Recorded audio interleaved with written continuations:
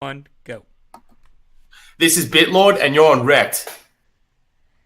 Hello and welcome to REKT Podcast. I am your host, Bunchu Betts. We have our other two hosts here, bright and early. We have a very special guest today, so we are actually recording this before 8 a.m. because our guest is on the other side of the world. Chamber, how you feeling this morning? You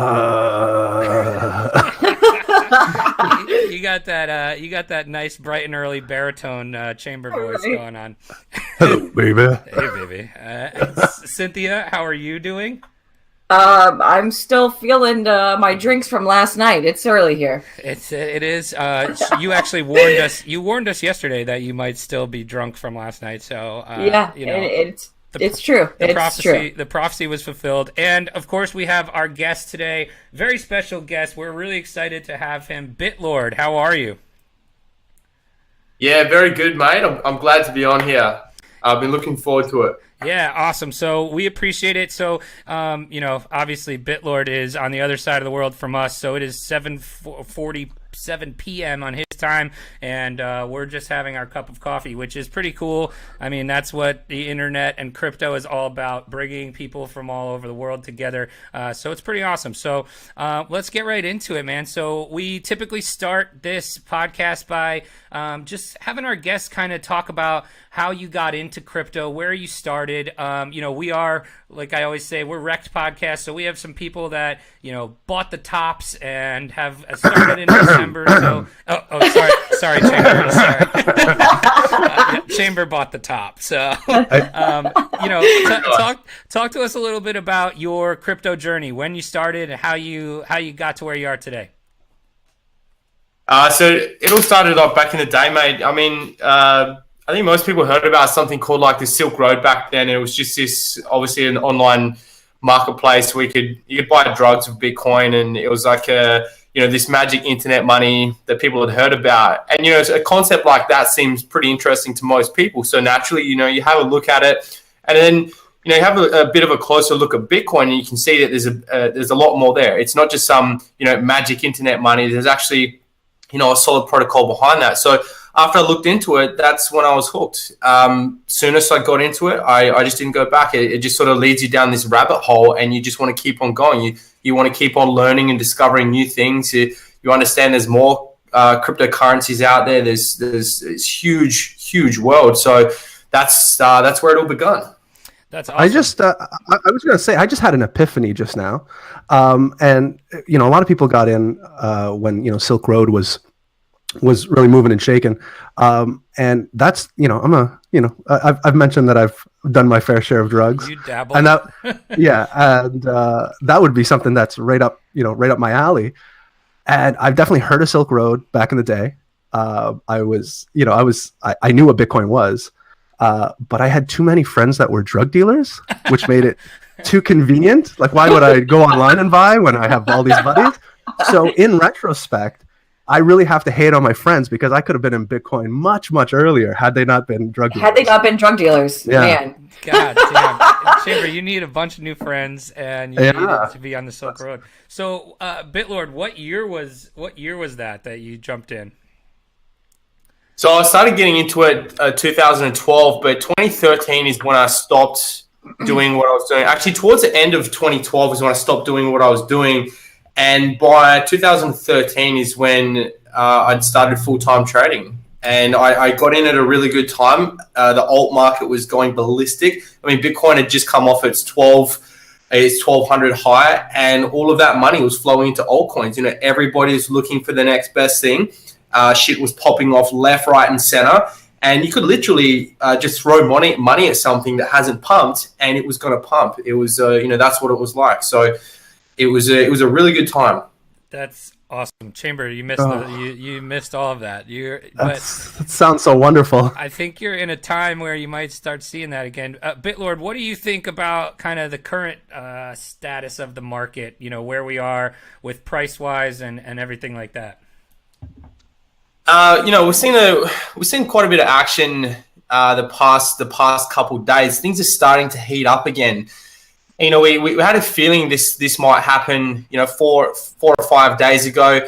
A lot of these alts are sitting at 80, 90 90+% losses, and they're going to have to bounce somewhere. We're going to see some action, and now is as a good a time as any, because we're starting to see a lot of the communities, a lot of the sort of sentiments beginning to pick up on Twitter. There's so many new people coming into the game despite the prices, and we just needed some sort of catalyst to get things kick-started. And it looks like 2 days ago that little bounce, that little pump across alt sort of started it, and we're seeing these things rip green today. I mean, have a look at the top 100 in CoinMarketCap. We're seeing some things like up 80%, 30, 40, 50%. I mean, that's awesome. That's awesome.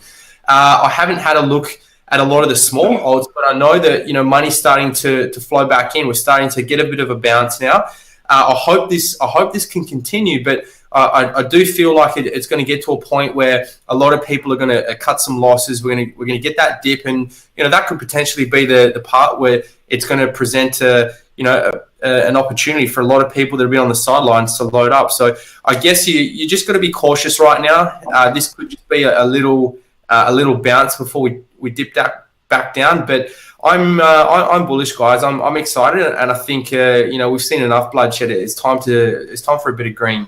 Yeah, I would hope so too. I'm one of those people. We were just talking before you jumped on that. I'm pretty much on the sidelines right now, and like I've capitulated long ago on all my alts and everything, and so I'm sitting here on the sideline trying to find, like, I'm like playing double dutch, and I'm like seeing things going on, and I'm trying to decide when I want to jump back in. And so that's good news. I feel like we still might, like, everybody's gonna get a little euphoric on these alts, and you might see people, like you said, cut some of their gains, take some profit, and we might see a little dip, and then that's probably where I'll jump in. Chamber, how are you? Just straight up, you're in the trenches? I'm on the front lines, in the trenches. Just taking shrapnel. It's fun. Cynthia, what's your status in the market right now? I'm not in a lot right now. I haven't been like actively trading, just because I've been busy with my project. But I mean, I'm still holding my bags from like last year that I'm just waiting, that I'm still sitting on some pretty heavy losses. So yeah. I'm just waiting. Yeah. So, BitLord, what's your advice for, some people? I mean, you do these awesome videos, pretty much every day, every other day, whatever. What's your advice to, new people or people that might have, come in December or, at the tops and might be sitting on these huge losses? What kind of advice do you typically give those people? I think now's a really good time to look back and, analyze the mistakes that you made. Like, what went wrong? Why are we down X percent, and what can we do in the future to prevent such a thing happening? I mean, a lot of the thing is these bubbles, they draw a lot of new people into the scene. We get a lot of media coverage. There's so much hype, and it just, people think it's just going to continue on and just keep going forever. And that's probably a really good induction into crypto. The best thing that can happen when you first get into crypto is you get fucked really hard. The worst thing that can happen, yes, it's a good thing. I tell you what, the worst thing that can happen is if you come in and then you start killing it, you start murdering it. All of a sudden you're a genius, and then you decide to bet more or to put more money in. And then that's when things can really go wrong, because you over leverage, because you think you can make, the more that you put in, the more that you can make, and then you go ahead, you do all that, and that's where you get some real damage. So the good thing is, a lot of people that got in, they didn't go too hard, and these losses are of course they hurt, but nobody's is seriously damaged. I mean, everyone's going to be able to recover from this. So I think the best thing to do is look back and go, understand what went wrong and how not to allow that to happen again. So that's probably my best advice for a lot of people that got in around that period. Yeah, and I think we put out our podcast with Shil Na yesterday, and he was saying, which I totally agree with, this is the perfect time to learn. Like, take it as a good thing, because we have time to go back, analyze your mistakes, learn where you messed up. I mean, it's a gift that we've been given this kind of bear market, because you have this time to go back and analyze and really learn from your mistakes. because everybody's a genius in a bull market. So Well, Yeah, plus, exactly. plus you're at last year's prices, so you can Right. you can kind of you get a second chance almost. You know. What I yeah, mean? So- absolutely. I have been buying. I've been averaging down on some of my bags at these prices because it's cheap. Chamber, It's pretty cheap. Chamber, what have you learned? Well, it's funny you say that about learning.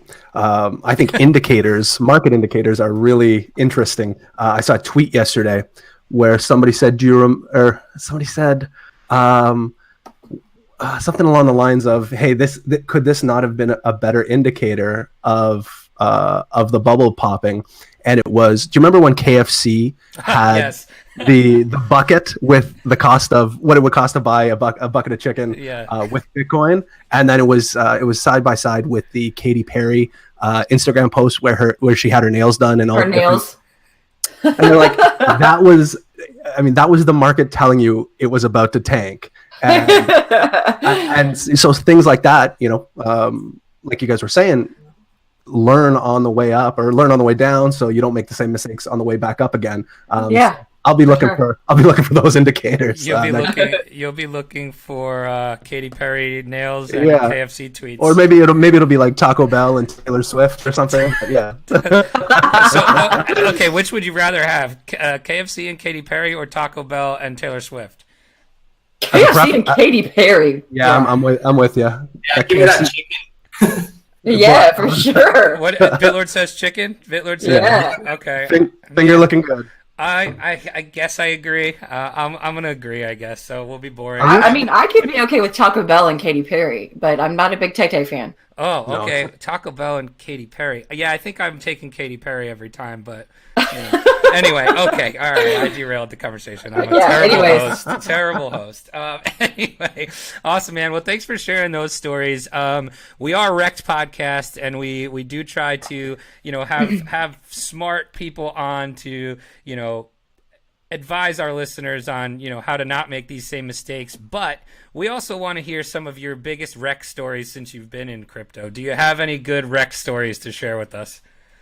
Oh, mate, I got plenty. I mean, I've been wrecked really well many times, and that was because I'm getting way too excited. I'm just I'm thinking I'm a genius. I'm thinking I'm a god because I've been doing so well, and then I start increasing and betting more up until the stage that I lose control mentally, and then the market goes the wrong way, and I get absolutely smashed. So I think one of the best story, one of the nicest REKTs I had was, this was a couple of years ago.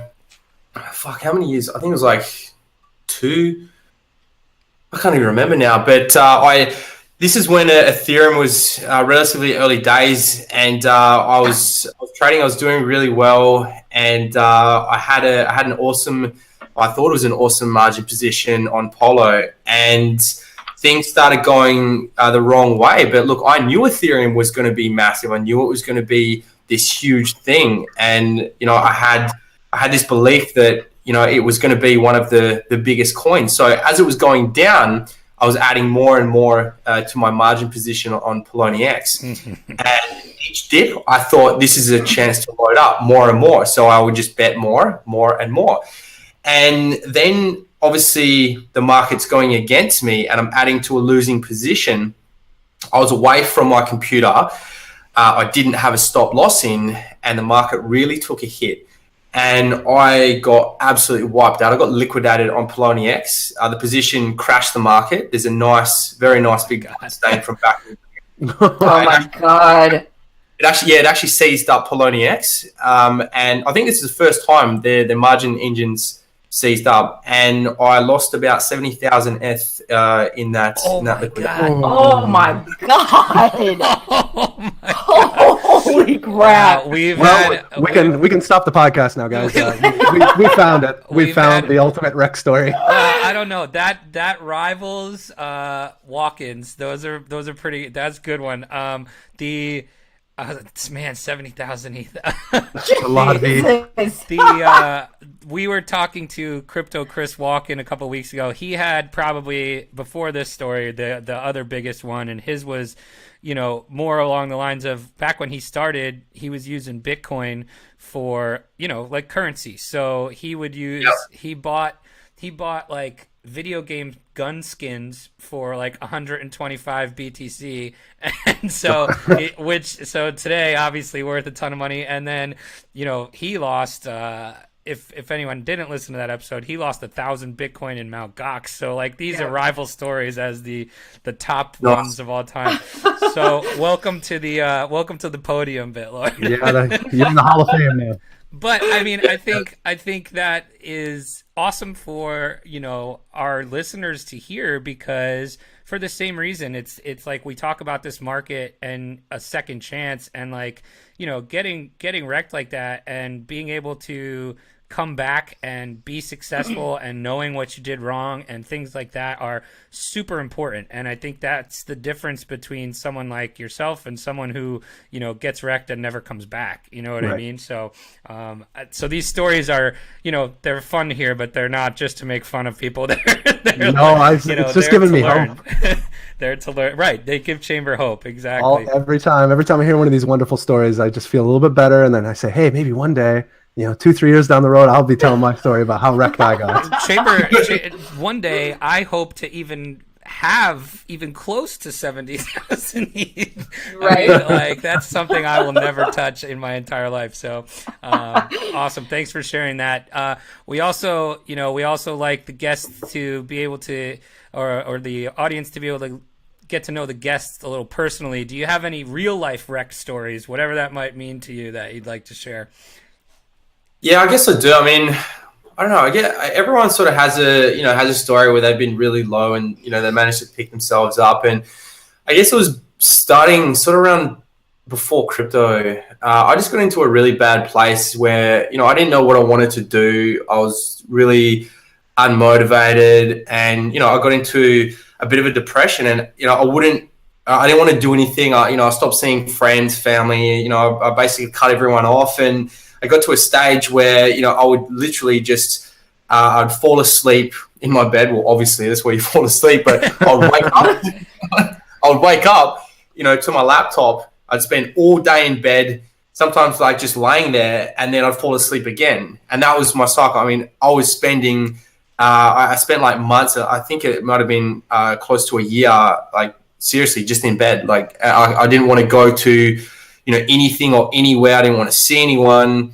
It was just like, that was it. And I thought I was never going to get out of that. And it's, I just decided I had enough of that and I wanted to make some changes. So, I did. I started getting into fitness. I started to, see friends and family and actually like make a move and, go ahead and get off drugs. And then, it started to get a lot better. And, now, I can go out and do normal things, and I feel good again. So that was a really shitty place, and I thought at the time I was never going to get out of it, but I just decided, fuck this, like I'm done now. I want to try something else, and that was it. So that's a good example. So if anyone else gets in that position, just know that you can get out of that.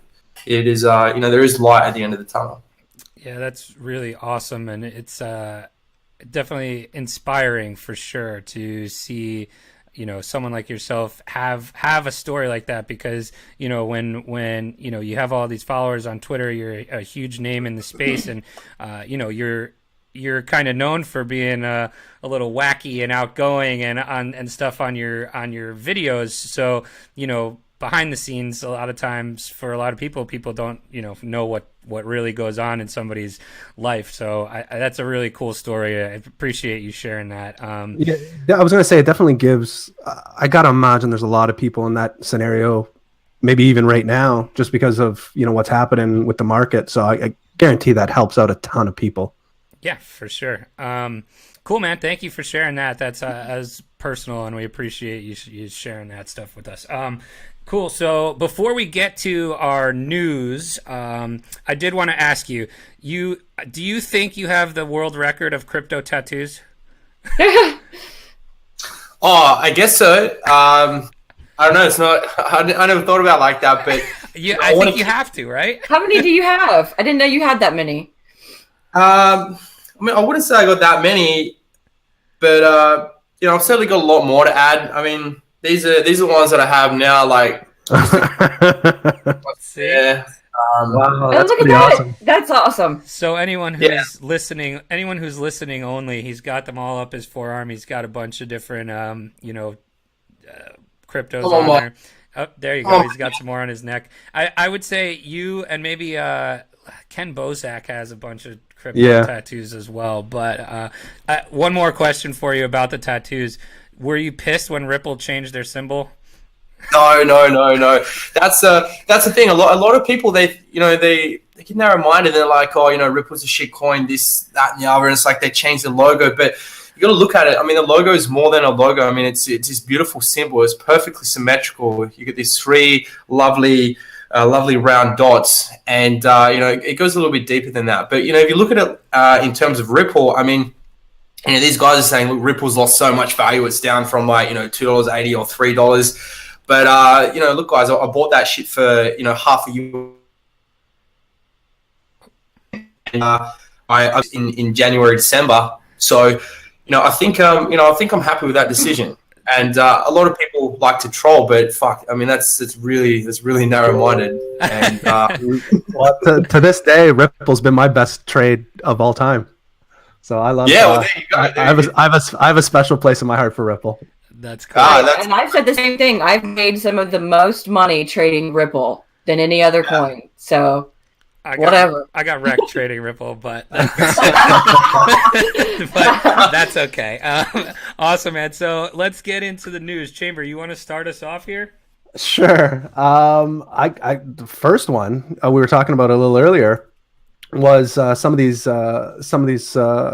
altcoin pumps. VeChain price explodes. This is off CCN News. VeChain price explodes 30% as cryptocurrency market extends recovery. So there are a bunch. We were talking about the top 100. Coins like Nano and VeChain, Ontology, all up 40%. PundiX 30%. Yeah, I saw PundiX. Yeah, we're starting to see Nebulous, OneChain 20%. So some recovery in the market. Yeah, we haven't seen these kind of numbers in a while. It makes me happy. Yeah, there's one it's called Cortex. I don't know that one. That one's up 70%. So yeah, no, it's looking good. It could be a fake out. We don't know. And then couple that with last night, I think it was around 8 p.m. Eastern Standard Time. Coinbase added Ethereum Classic. You could trade it. Yeah. So I don't think we saw a huge pump from that. No, it's actually down 1%. Is it down? Yeah. I was gonna say Bunch would know. It's coming. Don't worry. Yeah. I've been mining it. I'm continuing to mine it. I'm going to keep mining it for the foreseeable future. I think, eventually it'll get to that point where when we do see all these newcomers into the space again, it's going to do the same thing that, Litecoin did, maybe not to the extent because that was crazy, but, you might see $50 Ethereum Classic at some point. Who knows? But I'm going to mine it for the foreseeable future because it's also more profitable than Ethereum too. So, anyway, cool. Cynthia, what do you got? Speaking of Ethereum. Yeah, right. Arthur Hayes, the CEO of BitMEX, talking about Ethereum. There's an article this morning on CCN as well. He said in his Crypto Trader Digest, his regular newsletter that he puts out, that Ethereum is a shit coin and it's going to go down to double digits. So I don't think Ethereum is a shit coin. And I hope it doesn't go down to double digits, but if it does, you can guarantee I'm going to be buying the shit out of it. BitLord, do you agree with Arthur Hayes or no? Look, I do think it is a shit coin. I mean, most of these things are shit coins, but being a shit coin isn't such a bad thing. I look at Ethereum. I see that we've got all these dApps, all these applications built on top of it. But if any one of them is successful, we're going to have a huge issue with the network because it just can't scale right now. So we see these proposed Casper solutions, but where are they? We're having transaction issues on Ethereum every couple of days, every second day, and look, when this new crowd comes in and starts, using some of these dApps, it's going to become congested really quick. So I really hope it can scale. If it can't, look, we've got a number of solutions out there already. So personally, I'd like to see it. I'd like to see it continue its decline, and hopefully we can get it into those double digits. So I'm with Arthur on this one. So you want to see it go down because you want to buy it, or because you think it's going to fail? I don't think it's going to fail. It's just that I don't think at this time that it's ready for. I don't think it's ready for the crowd yet, and I think it's a little premature for. I just think it's a bit premature. I don't think it can scale. So I want to see it a return to what I think it's worth. And yeah, that's the thing too. I agree with you. I think its price has been kind of held up by ICOs that happened last year. Since early 2017, there's been a shit ton of money flowing into Ethereum with ICOs, and I think the price has kind of been driven up prematurely because of those ICOs, and it's probably not worth $300 right now. Honestly. Yeah, that's a super interesting point. Because that basically its main function right now is to support the growth of other crypto projects. Really, as far as ICOs go. BitLord, are there any other of those kind of platforms out there that you think will either possibly overtake Ethereum or rival it or anything like that?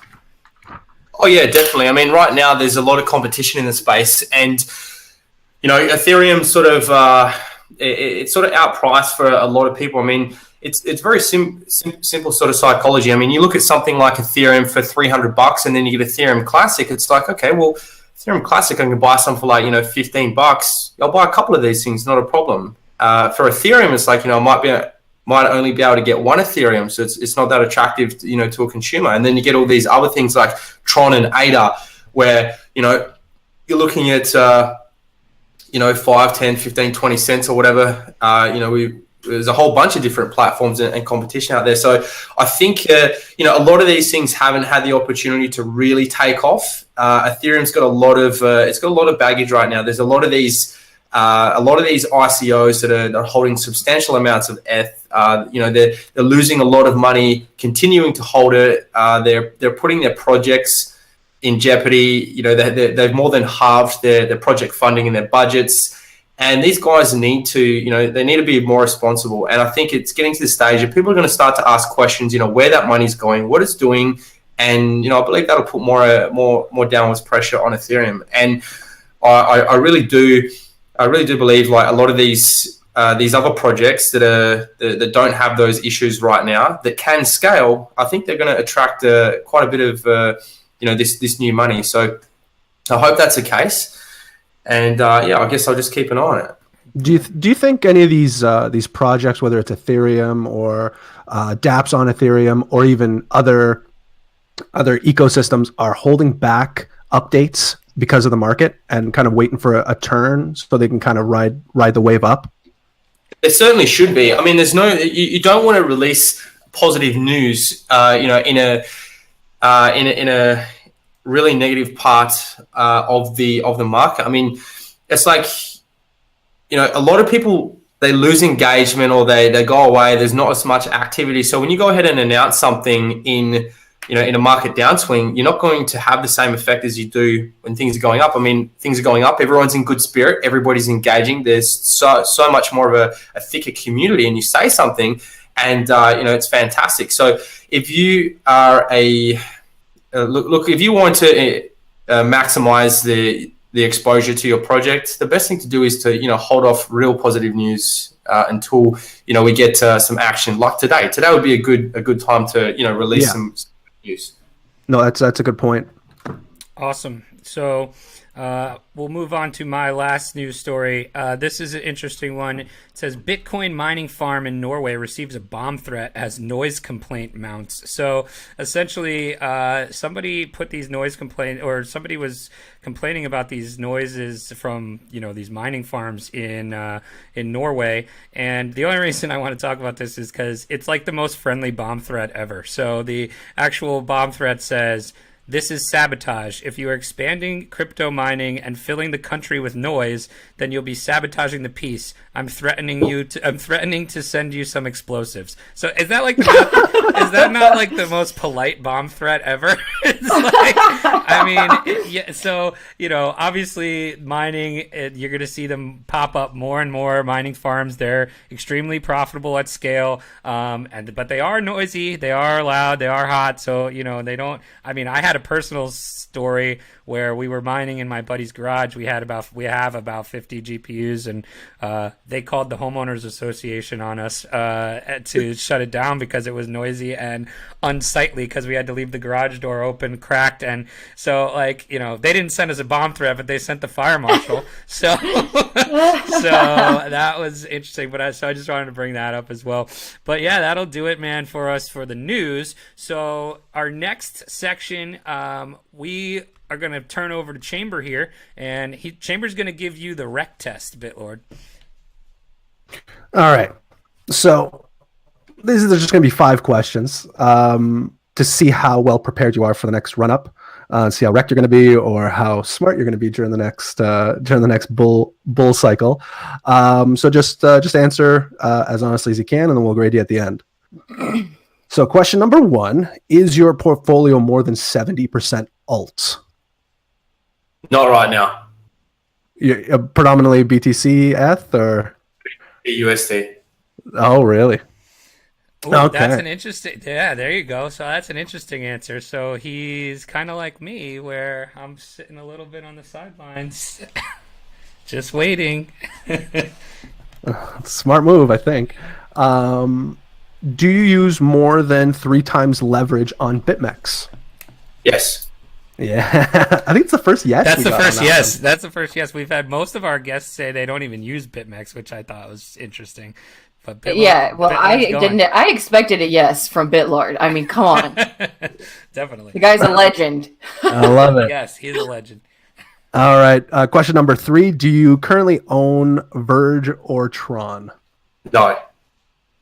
Good answer. Just straight up, fuck that. That might change. Of course. There's always opportunity for a shitcoin.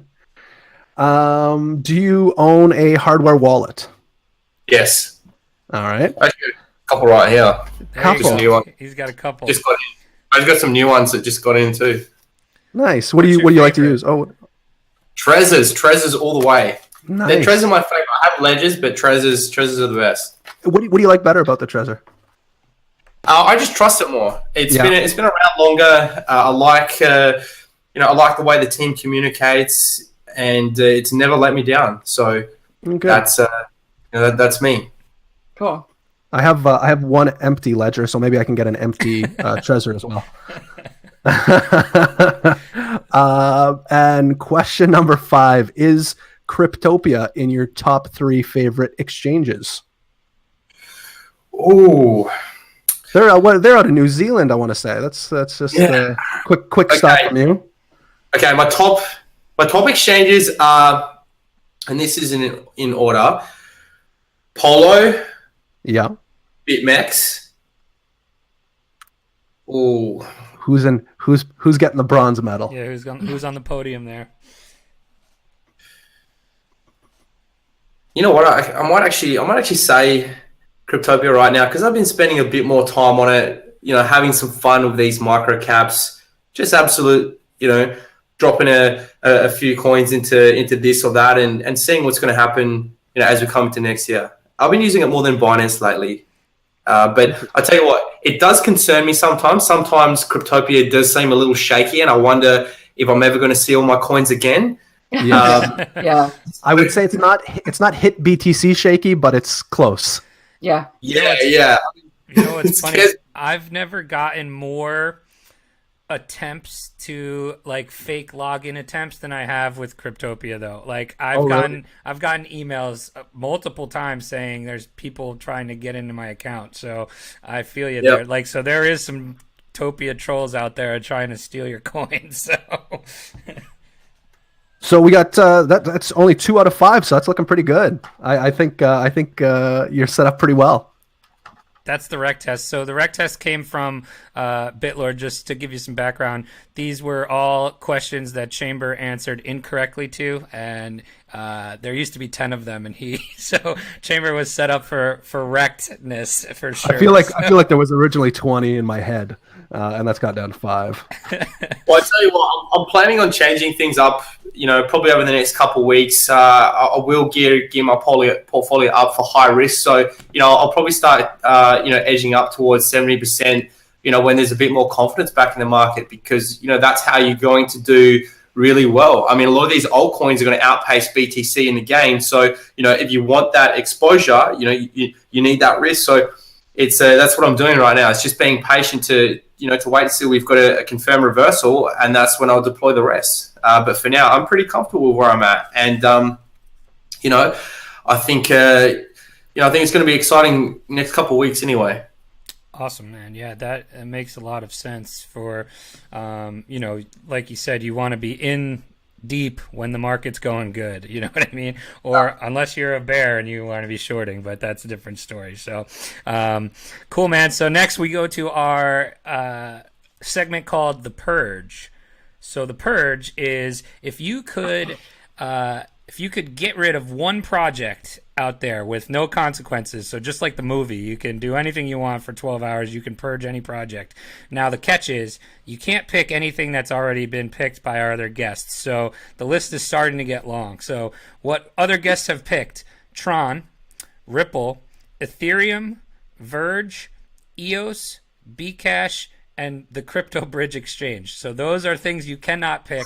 Do you have something that you would purge? Mate, you took it away from me. Bitcoin Cash. I mean, Bcash. Actually, someone said, what did you say they said? Bcash. Okay. Or we said the Cryptopia Exchange. Oh, no, Crypto Bridge was... Crypto Bridge Exchange, excuse me. Yeah, it was Shill 9. They said Bcash. I'm going to say BTC Cash. Is that all right? so tell us, all right, so you're going with Bcash again. That's not a 12-hour purge. That ain't a 12-hour purge. This is ongoing. I don't want to see that shit again. Tell people why you're going to purge Bcash. Okay, you have a look at the people behind this. You have a look at these fucking scammers like, Roger Ver and Craig Wright and et cetera, et cetera. I mean, these guys... you mean Satoshi, the real Satoshi, Craig Wright?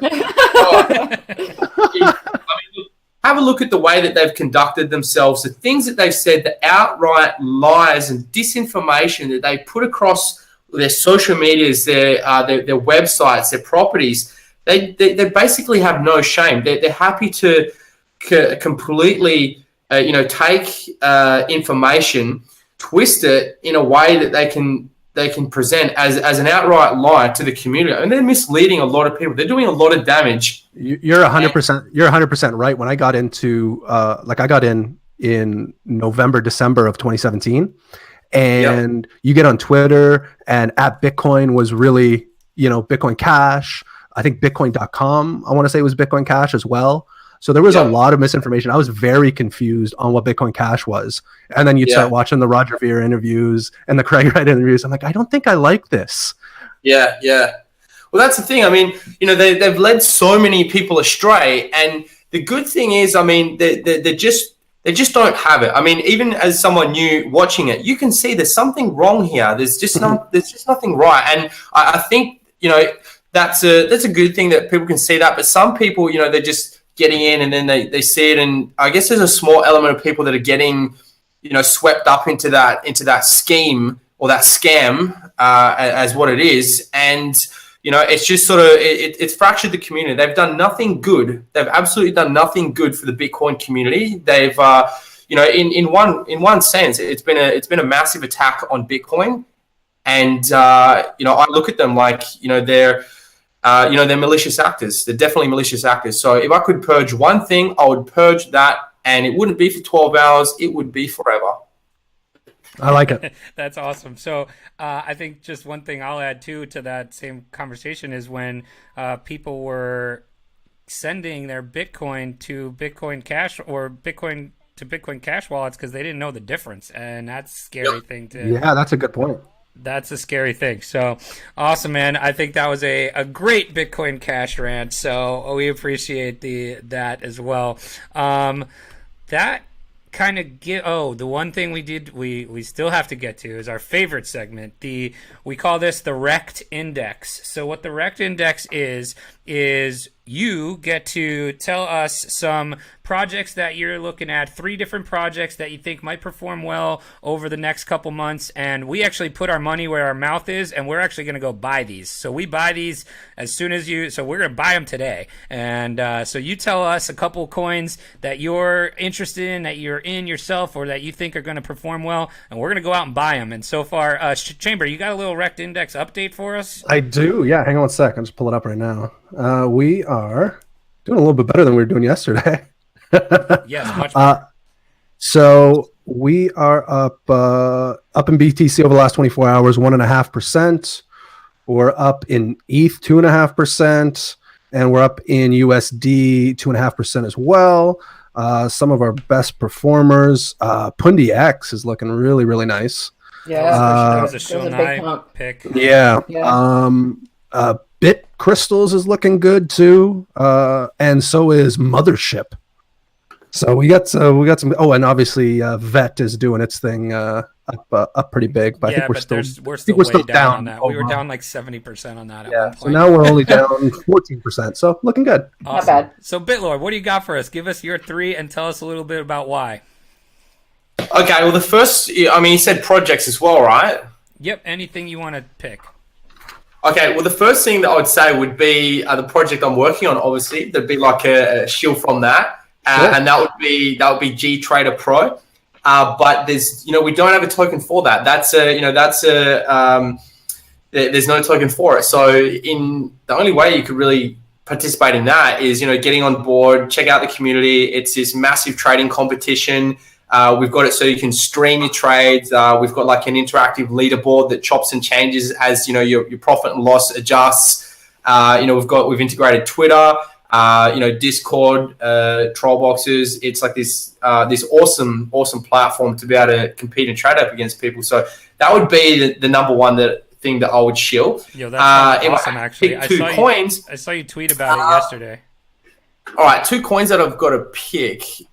Now, I'm not trading, and I haven't been trading for a while. I've had a couple trades on BTC. I'm not really spending a lot of time in the alt markets right now, but I'm just going to have a quick look at some of my darlings. I mean, okay, you guys, I think these are probably 2 coins that I think everyone should own. I think you should own a couple. I think you should own a couple thousand Dogecoin. This is essential. I mean, you're in crypto, you should have some Dogecoin. And don't have Doge. Okay, that's regardless of where Doge goes. It's 272 million market cap now.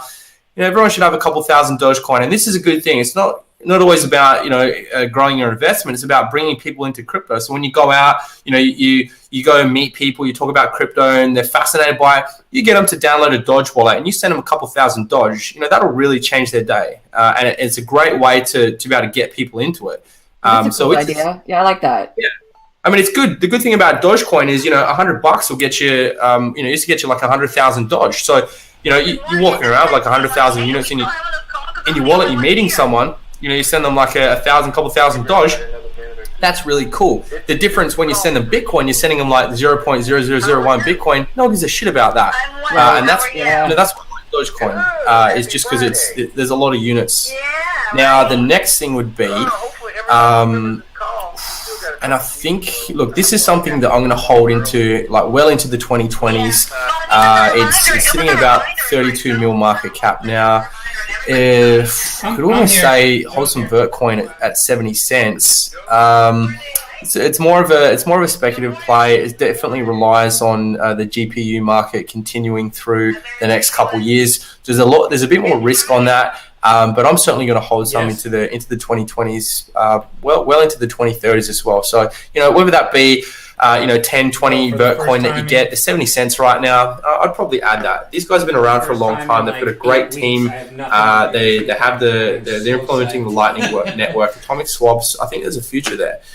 So there's two very basic, long-term established alts.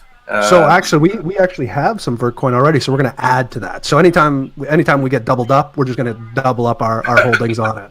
So we're going to be some Vertcoin whales. Very nice. So I think that that wraps it up as far as our segment goes. Basically, you got time to shill whatever you want. If you want to shill your any of your social media accounts, you want to talk more about the GtraderPro, that'd be interesting as well. Yeah, definitely, mate. So what it is it's very, we've built this big platform where, someone can come in, they can log in, set up an account, connect their socials to it. We're building this massive community where it's a competitive environment, but everyone's there to sort of help themselves. And we want people to be able to compete for top prizes. So, we want these massive prizes that people come in, they trade against one another. Look, you can connect your bots to it, but the thing is, I don't think there's any way that a bot is going to outperform a human during the time frame that we have these things set up. So, you can run your bots, but good luck with that. And we want people, streaming, competing against each other. We want to put together, live commentary, throughout the competition. So, it's not just a trading competition. You get a lot of education and entertainment out of what we've thrown together. So, I should say everyone should probably go to GtraderPro.com. Pre-register. You also get a 5% affiliate shield link that you can you go out there. Someone signs up. Yeah, you get 5% of their sign up fees, and have a look at what we're doing. Jump in the Discord and start getting involved in the community.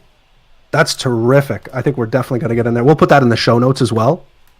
Awesome. I signed up actually when I saw you tweet about it last night, or it was last night for me.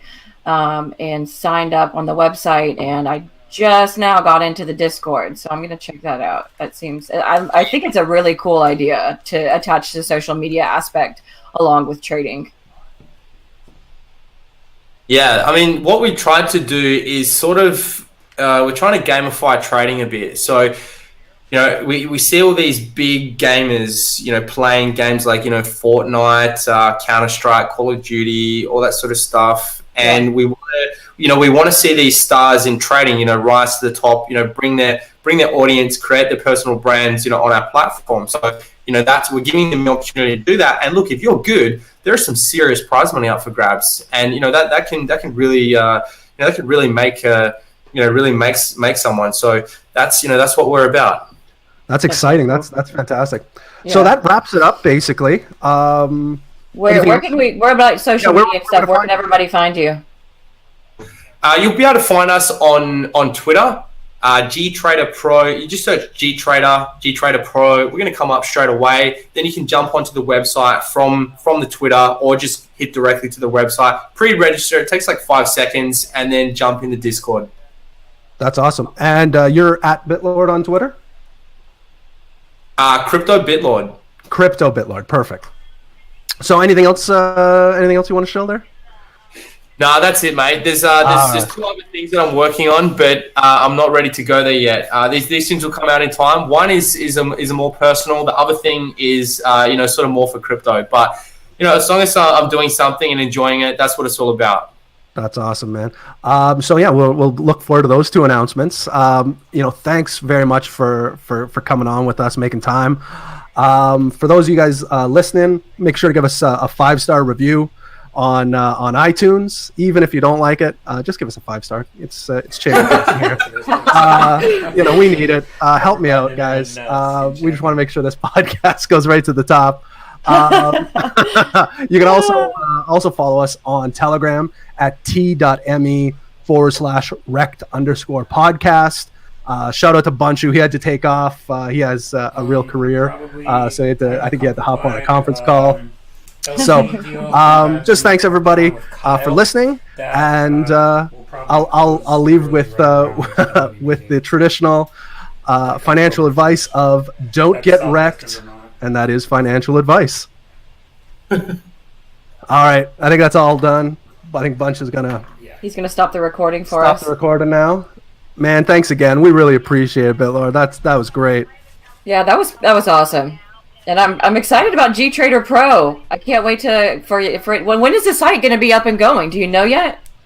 Yeah, so right now we've just got a very basic landing page. We put that together, in 5 minutes. But people said, if you want some help with a landing page, let us know. It's like, no, guys, we don't need help with a landing page. That's exactly what it is. It's just something thrown together.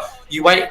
It's all about what's under the hood. Now the GUI for the the whole application, it's amazing. We've got some of the best guys in the